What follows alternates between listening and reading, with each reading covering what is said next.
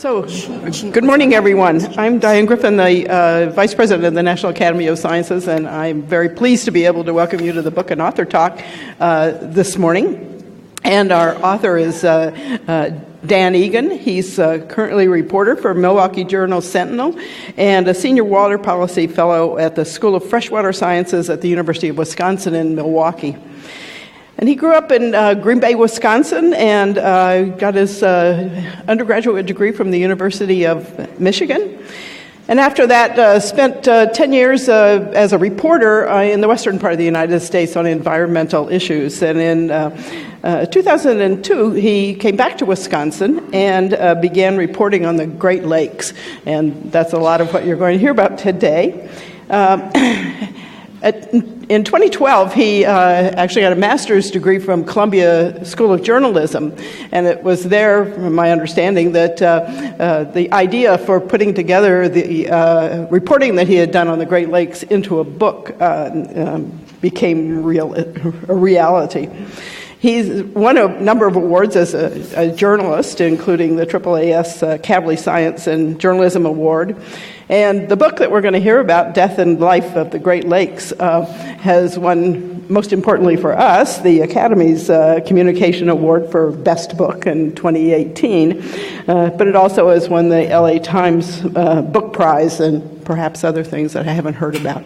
So today it's going to be presented as a conversation between our president, Marcia McNutt, and the author, Dan Egan. Turn it over to you. Well, thank you very much, Diane, for that introduction. And good morning, everyone. It's great to see such a fabulous turnout here at 9 in the morning, though I understand many of you have been here even earlier for other meetings, so no one can say that the National Academy sleeps in. So, Dan, thank you very much for being here for this conversation. I have some questions for you about this book. First of all, as someone who grew up on the Great Lakes, I very much enjoyed reading this book. It was like a walk through time of my own relationship with the Great Lakes and the many challenges I remember, and also rekindled my love with the Great Lakes. So the book at its root is the story of how fill in the blank and the Great Lakes aren't getting along. And the fill in the blank could be shipping, agriculture, and on one hand, the people of the U.S. and Canada are blessed to have this large freshwater supply, but on the other hand, it tries to be many things to many people. How do we balance the perspectives of shipping, fishing, agriculture, recreation? This is, after all, the sort of thorny problem that we here at the National Academy are asked to address all the time with our Academy reports. And what's your perspective as an author that's looked into this of how to balance these perspectives? Yeah, the balance is the tricky thing, and I don't think there's been historically a lot of balance. You know, these lakes, it's a misnomer. They're not really lakes. They're inland seas. They are like nothing else when it comes to freshwater resources. And I think because of their vastness, I mean, they span 94,000 square miles, which is about the size of the UK, which we wouldn't think of as just an island. And these aren't just lakes, but I think that's part of why there's this lack of balance, or there has been historically, because they look too big to hurt. And you know, before white settlement, vast as they are, they were separated from the rest of the aquatic world as much as a pond in the North Woods of Minnesota is. I mean, there was no access for organisms to fin or swim their way up from the East Coast or from the Mississippi River Basin. And so it was only natural that we wanted to open up the area to commerce, and to do that we needed to create navigation corridors, and to do that we needed to build canals. And that's when things started getting out of balance from the beginning. And so a lot of what this book is about is, you know, what happened? I mean, how did these things get turned upside down so quickly? And since then, other issues have emerged. Absolutely. Agriculture is a huge issue right now.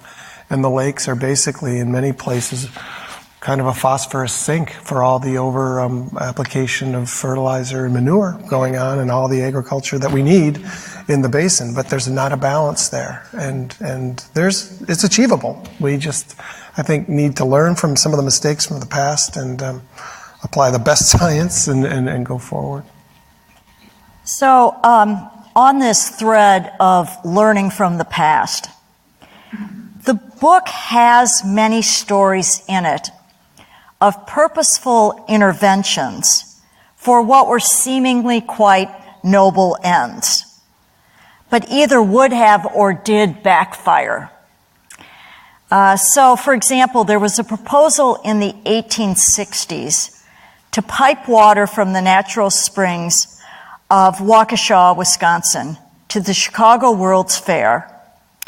And that was to avert a potential typhoid epidemic at the World's Fair, because at the time, all the sewage from Chicago was being dumped into Lake Michigan, from where all the fresh water supply of Chicago was being pulled.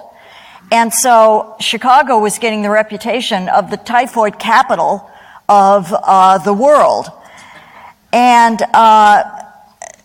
the piping of water from Waukesha would have absolutely destroyed these lovely freshwater streams. But soon after that, Chicago built the Chicago Shipping and Sanitation Canal to actually change the entire water flow in the area and cause the drainage to go away of the Chicago River, I guess, to flow backwards towards the Mississippi, so that sewage would go away from Chicago into the Mississippi towards rather St. than Louis, to St. Louis. Yeah. Chicago now sends their sewage to St. Louis rather than into their drinking water supply. But that caused problems of its own in terms of opening up now a conduit for the Asian carp to come up from the river. So, as I say, these were well-intentioned when they were proposed, but had unintended consequences. Are we any smarter now? I don't know. I mean, we have an opportunity to remedy some of these wrongs, and I don't think we've taken advantage of that to this point. So just to explain real quickly, when I said these lakes were isolated from the rest of the world, on the eastern side, it was Niagara Falls. I mean, Lake Ontario is below Niagara, but that's a roaring in its natural state. The St. Lawrence River, nothing was going to swim up that. It was a torrent. And then if it did, it hit a wall at Niagara. And then on the backside, we had what they call a subcontinental divide, but functions very much like a continental divide, separating the waters of the Mississippi River Basin from those of the Great Lakes. And the Mississippi River Basin spans 40% of the continental United States. And so they were protected by a front door and a back door. And we opened those doors with the opening of canals on the eastern side, culminating with the Seaway, which just had its 60th anniversary on Friday. And that opened the door for ships to come in from anywhere in the world into this, freshwater trove. And the back door was opened at Chicago with, the Chicago Sanitary and Ship Canal. I always like to make sure I say ship because you could put a T on the end of it and it would be very accurate. Yeah. And it was a brilliant idea at the time. They were literally fouling their drinking water source, and they thought, hey, why don't we dig a canal and pull the lake backwards? And so it functions that way to this day. It really carries Chicagoland's collective flush. And, to a surprising degree, this isn't treated to the standards of almost any city in the United States. They're doing some upgrades in Chicago now, but it was typically just primary treatment, and they'd sort out the solids and let the bad stuff bake out on its way down to St. Louis, which sends a fair amount of stuff to New Orleans. So, but we opened these doors for good reasons, for commerce and for public safety, human health, and you know, the Seaway didn't work out as planned because we built it on the cheap. We built it too small. It opened April 26th, 1959, and it was really designed, it was built to match some existing locks closer to Montreal that were built in the 30s. So it was kind of obsolete the day it opened because so much had changed with World War II. I mean, it was kind of like a narrow gauge railroad. Right. So we didn't get the commerce that we hoped for. On the backside, Chicago got clean water and for drinking purposes, and it's worked marvels. But we've learned some things in the last 100 years, and we've developed some technologies where now, you know, we don't need to have this hydrologic connection between the Mississippi River Basin and the Great Lakes. We can still safely flush our sewage, our toilets, and safely drink our water. And still, it's become quite a barge corridor, but there's opportunities to move those commodities in a more efficient way if you were to somehow reestablish this natural barrier between the two basins.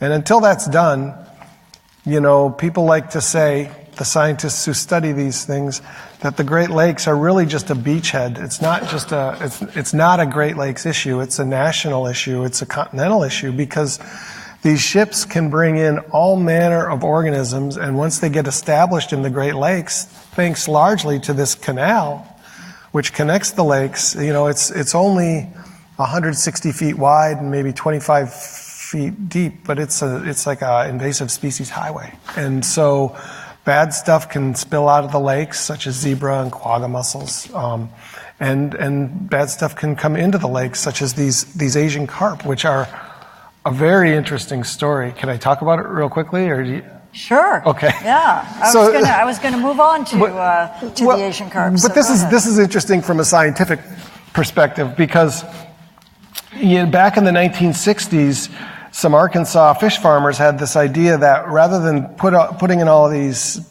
chemicals into our catfish ponds, maybe there's a more elegant way to deal with the unwanted vegetation. So they brought in a species of carp from Asia called grass carp, and they did a pretty good job of keeping the ponds clean. Well, more people started ordering these carp, and this one guy down in Arkansas got more species than he had bargained for. There's 3 species of these Asian carp: black, silver, bighead, and grass, and he got all 4. And he didn't want those other 3 species, so he should have turned them over to, well, he did the right thing. He turned them over to the Arkansas Game and Fish Commission. They should have probably killed them, but they started playing with them. And they decided, they did these experiments and realized that they were remarkable filter feeders. So they started using them in sewage treatment experiments. This is in the 1970s. The idea, and it was pretty elegant, was put these carp into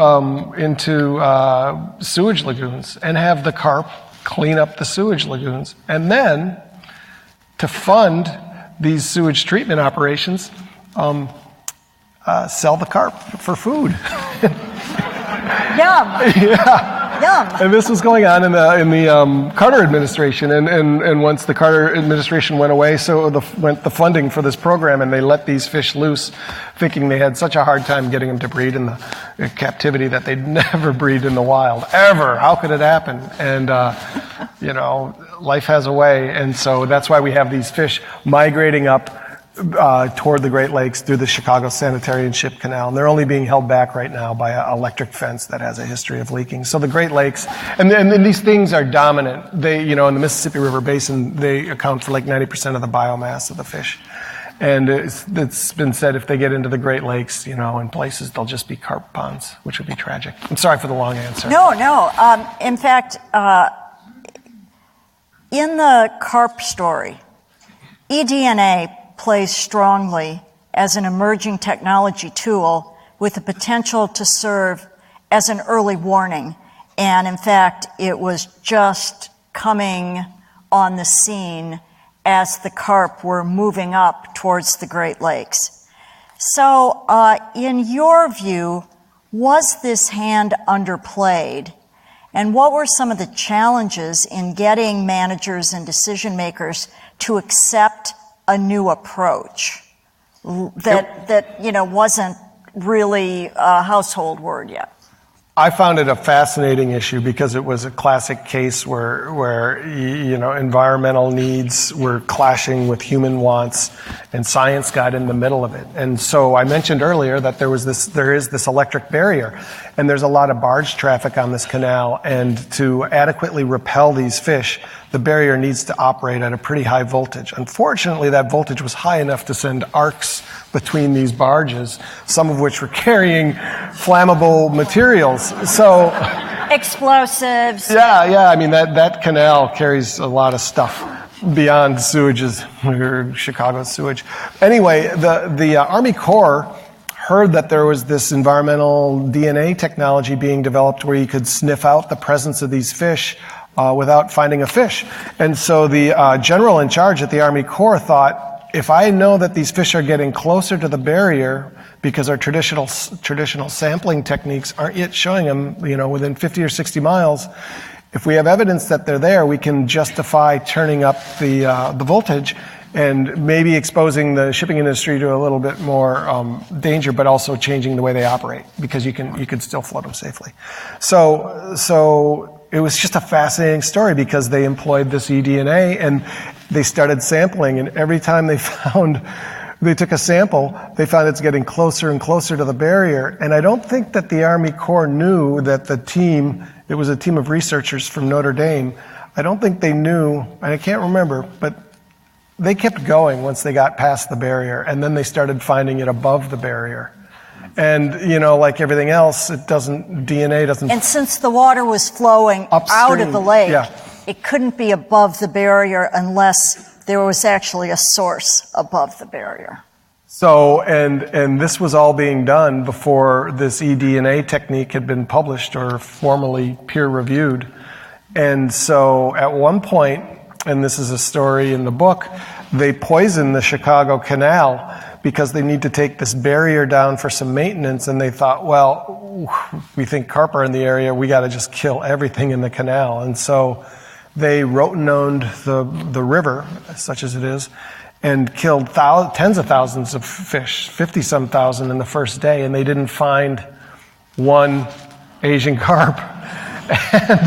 And people were not happy. It turned out at the end of the day, they found one Asian carp. And meanwhile, I was there, and I wrote a story for the Milwaukee Journal-Sentinel from the canal's edge, and I wrote how this is technology that had yet to be peer-reviewed, and that the pioneers of it weren't really willing to talk about it publicly.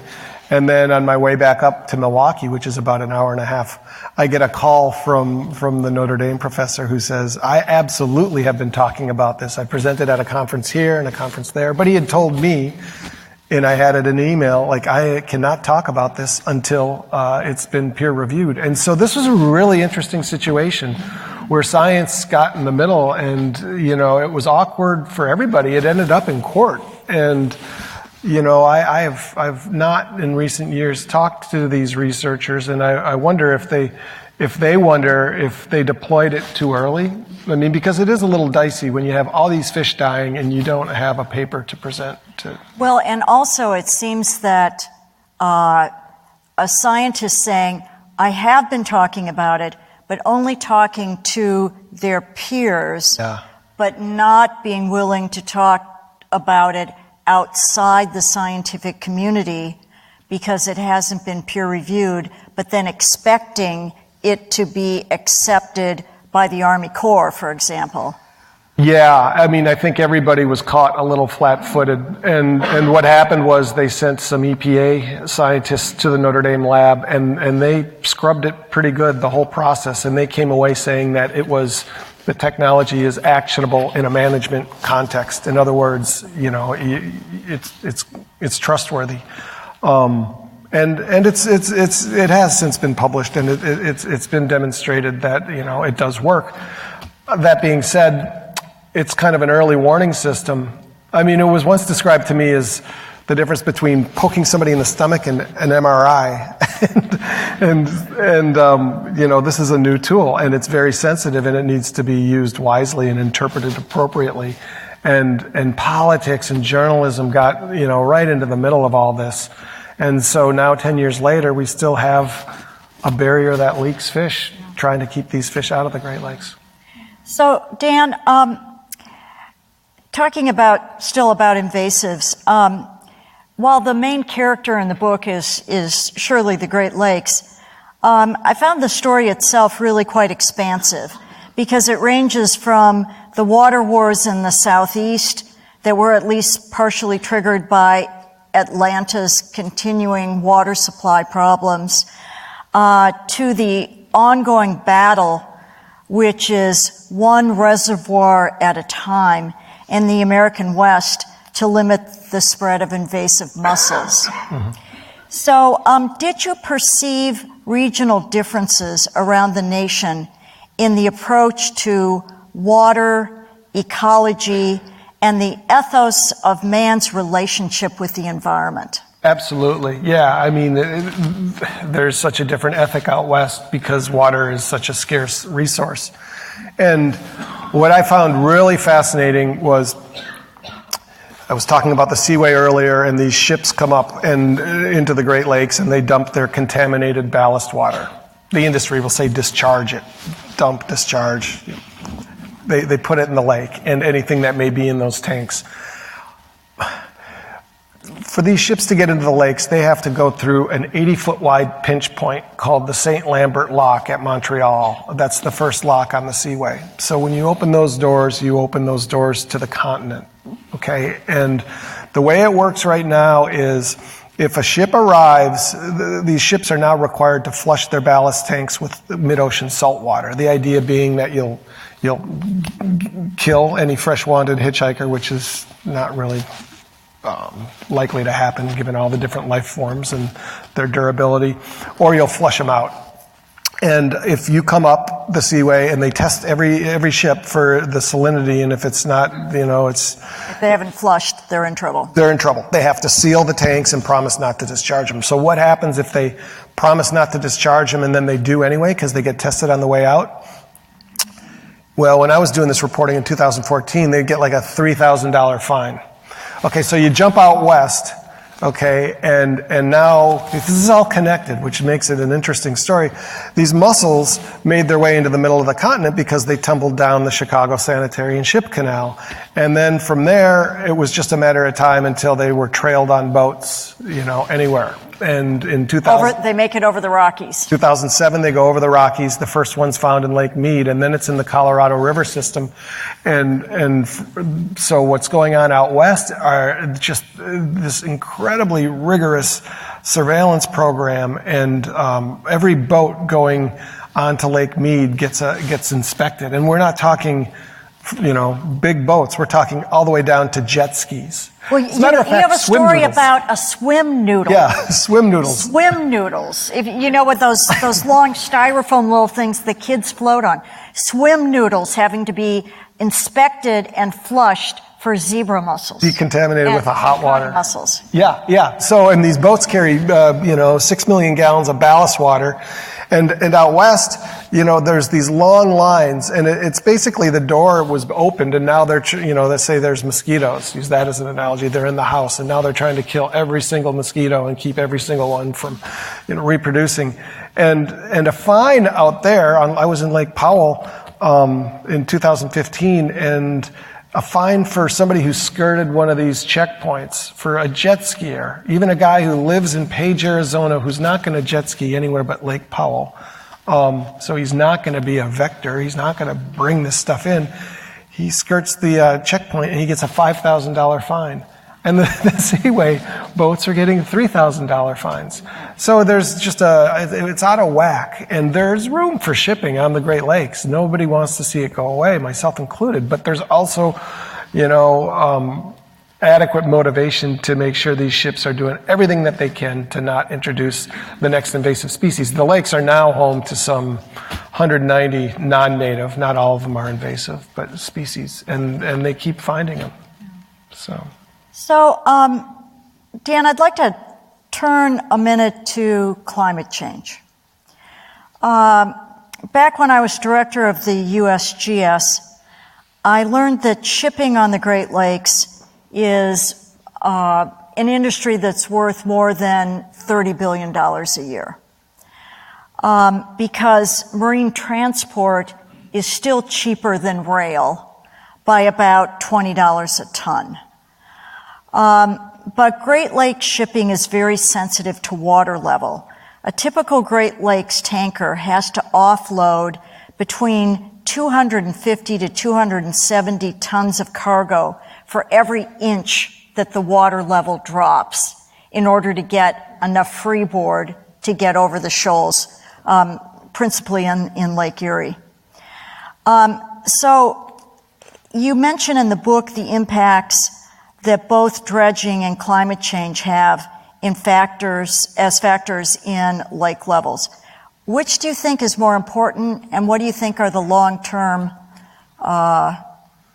Well, people are appropriately worried about the East Coast and the West Coast as far as climate change, but the Great Lakes have 10,000 miles of shoreline. I mean, it's more than both coasts combined, and there's some 35 to 40 million people who live in the basin, many of them in Chicago. And historically, the lakes are they're not in a static state. They fluctuate seasonally, and then they fluctuate over periods of years. And the seasonal fluctuation can be like a foot. And the, decade fluctuation can be 3 feet below their long-term average or 3 feet above their long-term average. So a 6-foot swing. And we're kind of bracketed into this. And with climate change, the dynamic in the lakes is changing. Specifically, you would think like Lake Superior, there was even a story in the New York Times a couple weeks ago about how Duluth is the most insulated city from climate change, which was kind of a dubious argument because Lake Superior is uniquely vulnerable. And that's because it consistently got lots of ice every winter. And so that meant a protective cap over the water so it could bounce all that solar radiation back into the sky rather than absorbing the heat. And that now that the ice isn't nearly there consistently as it was, the lake's getting warmer and that's driving evaporation. And it's happening on the other lakes as well. And so there's no reason to believe that we're going to stay shackled to these historic fluctuations. It could be 5 feet below and 5 feet above. So now you're talking 10 feet. And in 1986, when Lakes Michigan and Huron, which are really the same lake, just connected at the Straits of Mackinac, when they reached their all-time high in 1986, Lakeshore Drive was underwater with an October storm. And that was still within the 6-foot bracket I'm talking about. You take that to 10, and it's big trouble. It's trouble, low for the shipping industry, and it's trouble for anybody trying to drive down Lakeshore Drive. But what about all the sewage treatment systems, Chicago notwithstanding? Everybody else depends on gravity, for their sewage systems to work. Well, when the lakes come up, they start pushing back, and we're in a fix. So we are as vulnerable in the Great Lakes. It's kind of maybe even a canary as the coasts. Wow. So. All right. So Dan, when the Cuyahoga River caught fire and the Santa Barbara oil spill, these were major environmental turning points. They led to Earth Day, Clean Water Act. And yet I read in your book that the Toledo water system is plagued by toxic algal blooms that have actually shut down the city's water supply so that there's no water that comes into Toledo because of agricultural runoff into Lake Erie. So where's the outrage? Why are we not seeing something happen about this non-point source pollution? It's perplexing. I was in Toledo the week that happened. I think it was in very beginning of August 2014. And again, this is all connected. So it is driven by agriculture, but this toxic algae is microcystis, and the mussels are a big part of the problem because, they're brainless, but they're smart enough not to eat microcystis. And you can see it, like in YouTube videos of just sucking everything in an aquarium and spitting back out the toxic stuff. And so when you have a bloom on Lake Erie, whereas in the 60s it was an assemblage of many species, now it's selected for this toxic stuff, which creates microcystis. Because they eat all the good stuff and spit out the bad stuff. Exactly. Wow. So yeah, and you get these slicks of microcystis, and then from that breaks away the microcystin, which is a liver toxin. And 500,000 people in August 2014 were suddenly without their drinking water. And it wasn't like, you can boil your way out of this. No, that only concentrates the toxin. Yeah. So this do not drink order went out at like 2 a.m. And by, 8 o'clock the next morning, stores as far away as Ann Arbor, which is like an hour away, were out of bottled water. They ended up having to call in the National Guard. They were bringing in baby formula by the pallet. I mean, it was crazy. And so what drove this was a combination of things are getting warmer, so the blooms are going to more prone to bloom. The blooms are going to be more prone to be toxic because of the mussels. We can't control either of those right now, but the lever that we can control, is the non-point exclusion in the Clean Water Act. And up to this point, agriculture has been given largely a pass. It was only recently that Lake Erie, that Ohio declared Lake Erie as an impaired water body, but they still didn't put in their total maximum daily load limit. Basically put the lake on a phosphorus diet. They haven't done that yet. So we had this fire in '69 and people were outraged, and we get the Clean Water Act. And then we have this, it was a really scary situation in 2014, and every bit as problematic as a river burning, I would argue. But we haven't had the same call for action. And I don't know what it's going to take, but it's going to come. I mean, at some point, people deserve and will demand clean water. And when you look at the lakes and you see, it's the world's biggest freshwater system. And if you can't safely drink from that with all the modern marvels of sewage, modern water treatment, something needs to be fixed. So Dan, in writing this book, you interviewed many people on the front lines of these various battles. Who was your most interesting hero and why? Oh boy, I guess there is a commercial fisherman that ended up having to leave the Great Lakes because the fish were gone. The fish that he fished for, he went to Alaska, and he was a fourth generation fisherman, and he had hung on for as long as he could. And he's kind of a hero. And I don't like to think of people as heroes and villains, because I like to, as best I can, put myself in these people's shoes and the decisions they made at the time. I mean, the World's Fair is coming. We need safe water. We need to get our agriculture products out to the East Coast. They all made sense for the time, but they don't necessarily make sense now. So, villains and heroes, I think it's too hard to answer. Really, I think I can understand the decisions that were made back when they were made. I guess maybe we're the villains in that we haven't learned from the past, and we have an opportunity to. And you can't expect too much of the people with their limited scientific knowledge and understanding of how things were going to play out. You can't point a finger too hard at them, but you can point a finger at us right now, or our grandkids can. Okay, so in a few minutes, I want to open this up to any questions that there might be from the audience here. But let me ask you one last question from me. And that is, despite all these horrific changes that humans have wrought on the Great Lakes, the book ends with a message of hope. What is that message? It's give the lakes a break. And so what's happened is the rate of these invasions has slowed significantly since the saltwater flushing has been required.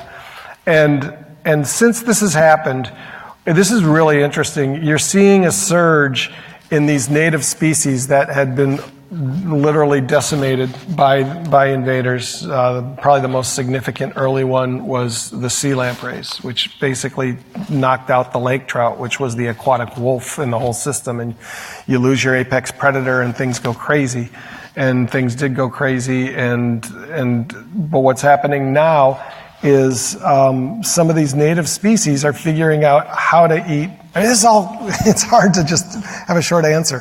But one invader, the round goby, eats these exotic mussels. So this protein is otherwise locked up in these shells on the bottom of the lake. And the lake, I could walk from Milwaukee to Muskegon, which is 80 miles if they drain the lake, and be on a bed of quagga mussels the whole way. Each one can filter 1 liter of water a day. So I think the numbers that they've run is the lake gets filtered every 2 weeks of its plankton. It's like a giant, filtering machine. But these little round gobies have molars and they crunch these mussels and they're going great guns. And now some native species are figuring out how to eat the round gobies. The lake trout are, walleye are, whitefish, which don't even eat, they're not piscivores normally, they don't have teeth. If they're going to die or they're going to eat a goby, they're going to eat a goby. And so the top of this food chain... Starve or eat the goby. Yeah. Give me the goby. Yeah. So the top of the food chain, the top of the fishery is starting to look more like itself than it has in the last 50 or 60 years. And it's nature finding a balance. And it's kind of neat to see that these native species, because the lakes really are a rugged environment, but they're built to withstand a bunch of stuff. And they're withstanding some of this stuff that we're talking about. But that door's open, so we can go backwards in a minute. But I am optimistic. I just think, we really need to appreciate what we have. And it's not just a story about the Great Lakes. It's a story about our relationship with all sorts of water bodies and nature in general. But yeah, I mean, the book really is organized into the front door and the back door. And the most important thing is to shut these doors. Right. Okay, we've got 10 minutes left. Are there any questions from our very intelligent and engaged audience here? Yeah. All right. Has your reporting had any impact abroad in the sense of other people dealing with similar problems with similar bodies of waters abroad? As my reporting... repeat the question. As the reporting had any impact abroad beyond the United States, maybe in Canada, but I don't think beyond that. It's interesting. We've sent bluegills. The mayor of Chicago gave the Emperor of Japan some bluegills as a gift, and they're an invasive species over there now. And some jellyfish from the East Coast have just ravaged. I think it's anchovy. I think it's anchovy population in the Black Sea. It goes both ways. It comes down to prevention, Well, our cherry blossoms here in Washington, D.C. are probably invasive species. Yeah, I think you got the better deal. Right. Yeah, we did. We got the better deal. All right. Granger. Tell us about the politics of trying to close the Chicago Canal. I mean, my impression is there have been efforts and that the shipping industry in particular has really pushed back hard. Yeah, they're immense. So it is called the Sanitary and Ship Canal, and so it was not built primarily to carry barge traffic, but it was a much welcomed benefit. The extent of that traffic is hugely debatable at this point, and I don't have the numbers in front of me. But the shipping industry has a history in the Great Lakes, like any industry, of promoting themselves and sometimes using numbers that, if not fuzzy, are, fuzzy may be the best way to describe them, or just flat out inflated. And, the problem with all this is, and this is where the responsibility falls on us now, prevention is such a tough son of a gun, because if you do it right, you don't really know the value of it. We had warning that these ships were carrying zebra and quagga mussels and all manner of organisms into the Great Lakes, but these mussels specifically. And they started coming in the 1890s, and they culminated, I think it was an Environment Canada study done in 1981 or 2. And they said, look, these ships are floating aquariums, and if you don't do something, you're going to get these critters. What that meant, nobody really knew at that point. Well, and wasn't there already evidence from Europe that they had havoc in Europe? Yeah. They were actually even used in some places to clear up, which isn't necessarily clean up, a water body in Europe. And so suppose we acted on that intelligence in 81 or 82 and we shut the Seaway to ships. Now, real quickly, you mentioned that it's a multi-billion-dollar industry, but the component of overseas ships by tonnage is less than 5%. It's a boutique business. And it's not... The ships are too small. They're too small. And they're not carrying Sonys and Nikes and Toyotas. They're carrying steel in and grain out, basically. But anyway, if we would have stopped this invasion from happening, the only thing we'd be remembering today is we killed a perfectly good component of the shipping industry. And the same thing can go with the Chicago Sanitary and Ship Canal. The Army Corps did a real extensive study on what it would take to hydrologically separate these two basins, and it's billions of dollars. I don't think a lot of people believe their total number, because they basically said they were going to have to turn the Chicago River into drinking water quality standard, which is preposterous. We don't need to go to that length. But the tools and the technology are there, but it's expensive. On the other hand, there's good reasons for Chicago to treat its river legally. It's a sewer. It's a three-sided sewer. That's why it's been exempt from so many of the other regulations that other cities have to follow in terms of sewage discharges. So the politics are immense. The benefits are real beyond carp. And the thing is it's a two-way system too. We have a virus in the Great Lakes they call it the fish Ebola. Journalists, we call it. But yeah, it causes fish to bleed out. And if that virus makes its way down the canal, down the Mississippi into the catfish farming country, that's going to be very bad news. So these basins, evolved hydrologically separated, and we have the technology to re-separate. What it's going to take, I don't know. I grew up in Detroit. My dad was a recreational fisherman, and I ate wonderful fish from the Great Lakes all growing up. And when I've been back over the last 20 years, you can barely find any of the wonderful fish I remember eating through my childhood. So I'm wondering, how are the fisheries doing, and what's the future hold for the fisheries in the Great Lakes? As I mentioned, there is a resurgence going on because they're adapting on the fly to this new regime with mussels and gobies dominating toward the bottom of the food web. You can still buy whitefish, lake trout. In Lake Erie, you can get perch. I don't know what the tonnage is compared to, the heyday. I do know in the 1940s, we fished the heck out of the Great Lakes before the lampreys came in during World War II, because it was a safe place to fish. You didn't have to worry about U-boats. The Lake Michigan was, in the 1940s, supplying more than 6 million pounds of lake trout annually. The fish are still there. They're not there at the numbers that they've been historically. They still taste good, and I think there's reason for optimism if we can shut these two doors. Great. So, Dan, this all kind of reminds me of, my own science is in disasters, earthquakes, similar geologic disasters rather than environmental ones. And it just seems that society reacts. You have a major earthquake, and then building codes get strengthened. It's very hard to get society to anticipate that something's going to happen and impose upon the building industry or homeowners or some other stakeholder something that's going to cost them money before the disaster happens, because they almost have to see the consequences before they're willing to take action. And so I guess I'm not surprised that it's anything different with ecological disasters, that they have to actually see the consequences.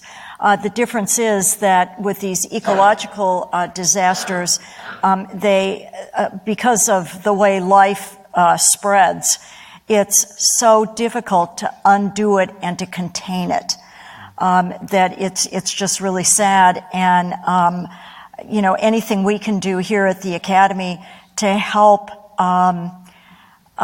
better educate people on the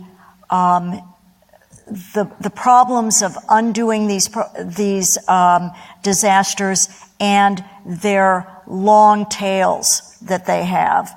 It seems to me that that's something important if we're ever going to learn our lessons. Oh yeah, absolutely. I mean, some of these things science can't solve, and I think what's interesting from where I sit as a journalist. One of the most difficult things about the Great Lakes is that they look spectacular because these mussels have made them Caribbean clear. But that isn't clean, I mentioned the microcystis problem.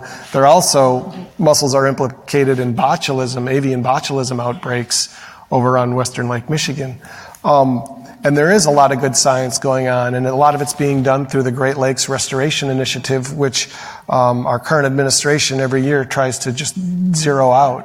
And, spin a globe, and you look and you see these Great Lakes, and they deserve the best that science can bring them and the best that the politicians can do. I mean, what they deserve is what we, I think, have a responsibility to do is leave them better than we inherited. And I was born in '67, so in a way, I dodged that Cuyahoga River bullet. It was 2 years after I was born, but I have no memory of it. But we did something about it, and it was done with the best science of the day. The whole fight over phosphates, and that was some extreme science applied into the real world with dramatic consequences. Beneficial consequences for not just the Great Lakes, but for waters everywhere. It was science. Well, I think on that note, we should thank Dan for a great discussion of his book, and I hope there's going to be a book signing right outside the door here, so if anyone's interested in getting their own copy of the book, please meet Dan right outside the door here, and I'm sure he'd be happy to sign a copy for you. So thank you, Dan. Thank you. Thanks, Mark.